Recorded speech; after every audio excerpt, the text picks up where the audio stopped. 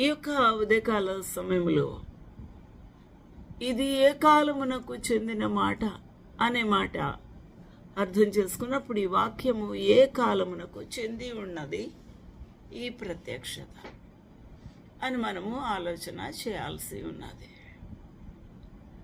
ప్రకటన గ్రంథము 1వ అధ్యాయము 4వ వచనాలు చూస్తే, యోహాను అప్పుడు ఆసియాలో ఉన్నాడు. ఆయన చుట్టూ కూడా 7 సంఘములు ఈ గ్రంథములో లిఖించబడినవి ఉన్నాయి. వారిని ఆయన దేవుని యొక్క వాక్యము చేత బలపరిచి ఉండవచ్చు, లేక ఆ యొక్క సంఘములకు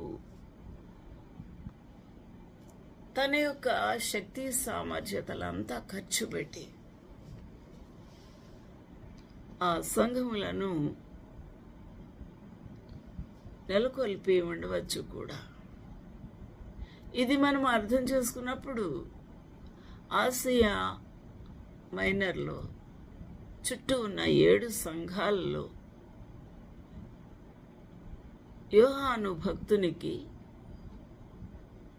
ఆత్మీయ సంబంధము పెనవేసుకొని దృఢముగా ఉంది. కాబట్టి ఆయన ఈ ప్రత్యక్షత గ్రహించడానికి పరిశుద్ధాత్మ దేవుని యొక్క సహాయము దొరికింది.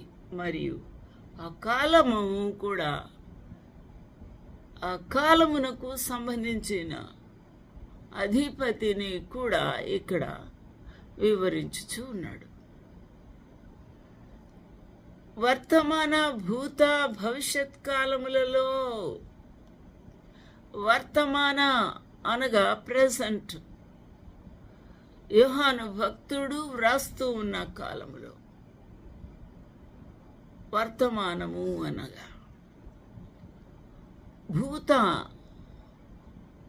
అనగా అయిపోయిన కాలము, పాస్ట్ కాలము అనగా అయిపోయింది, అది ఖర్చు అయిపోయింది. ఆ కాలము భూతకాలము, భవిష్యత్ కాలములలో అనగా రానున్న కాలములలో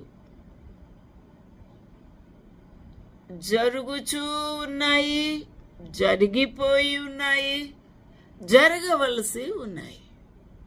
వాటిని గూర్చి